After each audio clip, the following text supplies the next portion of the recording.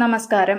7 മാസമായി നീളുന്ന Israel Hamas യുദ്ധത്തിൽ വെടിനിർത്തൽ ചർച്ചകൾ കെയ്റോയിൽ പുനരാരംഭിച്ചിരിക്കുകയാണ്. ഹമാസിന്റെയും ഇസ്രായേലിന്റെയും പ്രതിനിധികൾ ഈജിപ്ഷ്യൻ തലസ്ഥാനത്ത് എത്തിയിട്ടുണ്ട്. അതേസമയം റാഫയിലും ഗാസ മുനമ്പിലും ഇസ്രായേൽ ആക്രമണം തുടരുകയാണ്. റാഫയ്ക്കെതിരായ ഇസ്രായേൽ ആക്രമണം തന്ത്രപരമായ തെറ്റും രാഷ്ട്രീയ വിപത്തും ലോക ജനതയ്ക്ക് പേടി സ്വപ്നവുമാണെന്ന് UN സെക്രട്ടറി ജനറൽ മുന്നറിയിപ്പ് നൽകി. ഇസ്രായേൽ ഡിഫൻസ് ഫോഴ്സ് നടത്തിയ ഓപ്പറേഷന്റെ ഫലമായി 30ഓളം ഹമാസ് തീവ്രവാദികൾ കിഴക്കൻ റാഫയിൽ കൊല്ലപ്പെട്ടുവെന്നാണ് വിവരം. 4 സൈനിക ഉദ്യോഗസ്ഥരുടെ മരണത്തിനിടയാക്കിയ മിസൈൽ ആക്രമണത്തിന് മറുപടിയായിരുന്നു അതിർത്തി തടഞ്ഞുള്ള ഇസ്രായേലിന്റെ റാഫ ആക്രമണം. അതേസമയം ഗാസയുടെ തെക്കൻ മുനമ്പിൽ 3 ദിവസത്തേക്ക് കൂടിയുള്ള ആരോഗ്യ സേവനങ്ങൾ പ്രവർത്തിപ്പിക്കാനാവശ്യമായ ഇന്ധനം മാത്രമേ ഉള്ളൂവെന്ന് ലോകാരോഗ്യ സംഘടന റിപ്പോർട്ട് ചെയ്തു. ലക്ഷക്കണക്കിന് പലസ്തീനികൾ ഗാസയുടെ തെക്ക് ഭാഗത്ത് സുരക്ഷ തേടിയിട്ടുണ്ട്. ലോകാരോഗ്യ സംഘടന നൽകുന്ന വിവരപ്രകാരം പ്രദേശത്തേക്കുള്ള ഇന്ധന വിതരണം കഴിഞ്ഞ ദിവസം ഇസ്രായേൽ സൈന്യം തടഞ്ഞിരുന്നു. WHO ഗോഡൌണുകളിലും ആശുപത്രികളിലും ചില അവശ്യ വസ്തുക്കൾ നേരത്തെ എത്തിച്ചിട്ടുണ്ട്.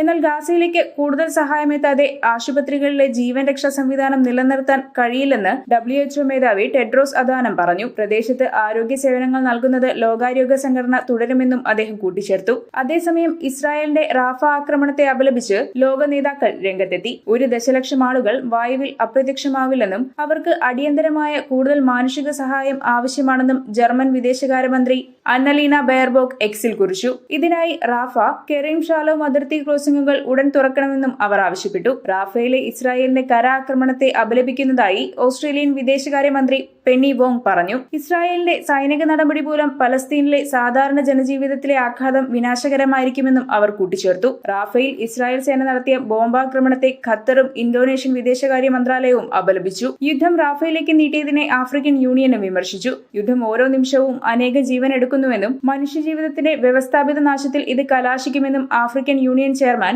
മൗസ ഫക്കി മുഹമ്മദ് പ്രസ്താവനയിൽ പറഞ്ഞു. റാഫയിലെ സ്ഥിതി മാനുഷിക ദുരന്തമെന്നാണ് റഷ്യൻ ഡെപ്യൂട്ടി വിദേശകാര്യമന്ത്രി മിഖായിൽ ബോഗ്ദനോവ് വിശേഷിപ്പിച്ചത്.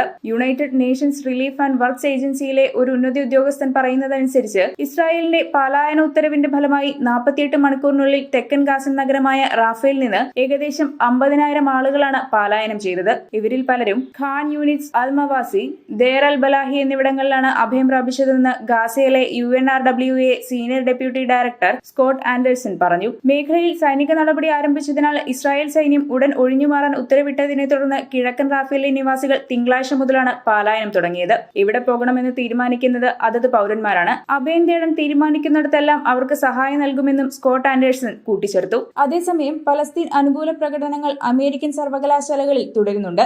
വാഷിംഗ്ടൺ യൂണിവേഴ്സിറ്റിയിലെ 100 കണക്കിന് പ്രകടനക്കാർ യൂണിവേഴ്സിറ്റി പ്രസിഡന്റ് എലൻ ഗ്രാൻബർഗിന്റെ വീട്ടിലേക്ക് മാർച്ച് ചെയ്തതിന് തൊട്ടു പിന്നാലെ US പോലീസ് ക്യാമ്പസ് പരിസരത്തെ പലസ്തീൻ അനുകൂല കൂടാരം പൊളിച്ചു നീക്കി. ക്യാമ്പസിലേക്ക് പ്രവേശിക്കാൻ ശ്രമിച്ച നിരവധി പ്രകടനക്കാർക്കെതിരെ പോലീസ് കുരുമുളക് സ്പ്രേ ഉപയോഗിച്ചു.